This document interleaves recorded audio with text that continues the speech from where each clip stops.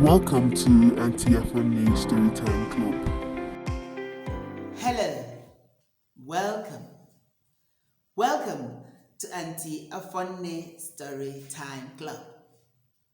The title of my story today is Why the Dog Hates Horned Animals. Yes, did you know? I will tell you why the dog hates horned animals. Once upon a time, in the animal kingdom, the horned animals decided to have a huge party for themselves. This party was exclusively organized by and for all the animals who have horns, tusks, and antlers. This was to celebrate their uniqueness and unity. So, as the day and time and venue of the party got there, the animals walked in one after the other.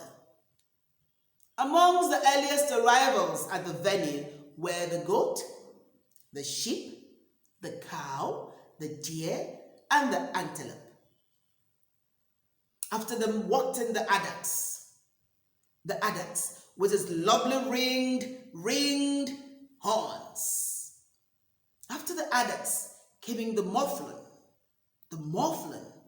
with his huge curved horns. And then quietly walked in the oryx with his over 30 inches long straight horns. And then came in the markhor with his beautiful snake-like twisted horns. No one could mistake the arrival of the rhinoceros. He walked in majestically with his sword-like front horn. And now came the moose with his beautiful basket-like intricate antlers. After the moose came the wild deer, the caribou. The caribou walked in with his wide antlers. The animals with the big tusks were not left out. The walrus hauled his enormous body into the venue with his twin tusks. After the walrus came in the hippopotamus, who made a huge showing with his size and his tusks. And also the wild pig, the warthog. The wild speedy pig, the warthog, was also at the venue.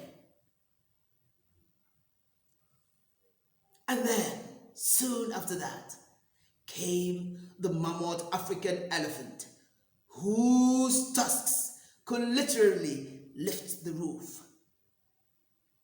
And so, in no time, the large venue of the party was filled with various animals with tusks, horns, and antlers of different shapes and sizes, some pointed, long, twisted, ringed, jagged, just like that. The venue was filled with animals who were beautified with these beautiful parts of their body. Can you tell me something? Do you know any difference between antlers and horns? Let me tell you. Animals that have antlers shed them in season. Yes, antlers are shed and regrown. Antlers are also more intricate in the way they appear and they look, while horns are permanent. When a horn is broken, it does not regrow. Meanwhile, the dog has just stormed out of a meeting with his Canidae family. The dog stormed out from a family meeting and was enraged at the way they were going on in the meeting. The dog belongs to the Canidae family with the following animals. I could tell you some of them. The canids. The canids are those animals that belong in the Canidae family. The dhole, the jackal, the fox, the wolf, the coyote, and several others. These animals make up the Canidae family, and they're called the canis.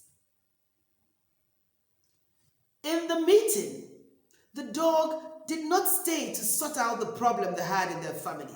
He walked out on them. He told them to go to hell. And this time around, his family members decided to deal decisively with the dog for always being notorious. But the dog felt he could do without his family members. He felt he could find fun and joy elsewhere, and he stormed out of the meeting. And as he stormed out, it occurred to him, he remembered that there was a party going on in another family, the family of the horned animals. He decided to go join them and find joy and friendship in that circle.